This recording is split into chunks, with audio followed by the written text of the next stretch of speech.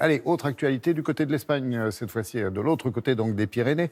Hier, vous le savez, les Espagnols ont été appelés aux urnes, comme on dit, pour élire une fois de plus leurs députés et sénateurs. La Catalogne a majoritairement, ça ne vous a pas échappé, été au cœur de cette campagne électorale. L'occasion d'aller ce matin avec nous à Barcelone.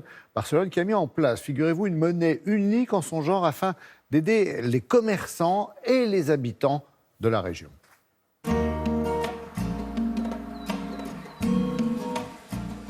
Loin de la carte postale et des avenues touristiques, le visage d'une autre Barcelone où les fins de mois sont difficiles. Marta Valesca vit dans ce quartier défavorisé. Mère célibataire au chômage, elle a pris l'habitude de faire ses courses dans cette épicerie car elle peut y payer en REC. Bonjour. J'ai acheté des bananes et des poivrons. C'est pour ma fille. Vous payez en REC ? Oui. La REC, ou ressources économiques citoyennes, c'est la monnaie sociale de la ville de Barcelone. Tout passe par le téléphone. J'ouvre l'application, entre mon mot de passe et je paie avec ce code barre qui est scanné par le vendeur. Chaque mois, Marta reçoit une aide financière de la mairie, l'équivalent de 160 € à dépenser en REC. Grâce à cette monnaie, j'arrive à boucler les fins de mois. Comme Marta, des centaines de familles comptent sur cette aide financière perçue en partie en REC pour joindre les deux bouts. Une monnaie virtuelle à dépenser dans des commerces partenaires. C'est le cas de ce magasin bio. Depuis 1 an, Cristina Soria accepte les paiements en REC. Dans les quartiers populaires, c'est difficile pour nous les petits commerçants.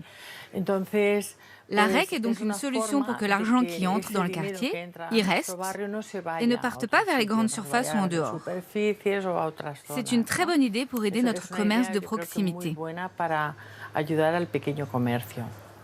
En 1 an et grâce au REC, Cristina a enregistré une augmentation de 5% de son chiffre d'affaires.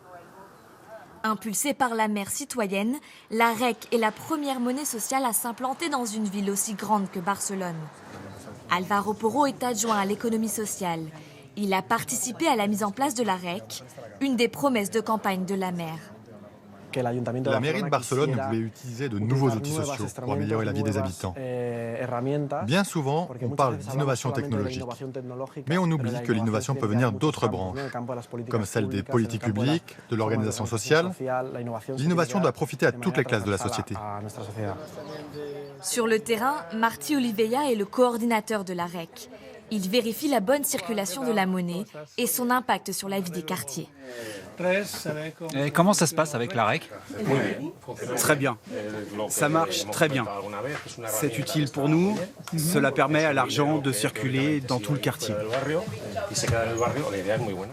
La mairie a injecté plus de 700 000 € de dépenses publiques et a convaincu plus de 200 commerçants de jouer le jeu. La REC permet aux usagers de se sentir membres d'une même communauté. En recevant et en dépensant cette monnaie, chacun participe au développement des projets pour son quartier. Après 1 an de fonctionnement dans 10 quartiers barcelonais, la mairie aimerait pouvoir étendre sa monnaie sociale à l'ensemble de la ville.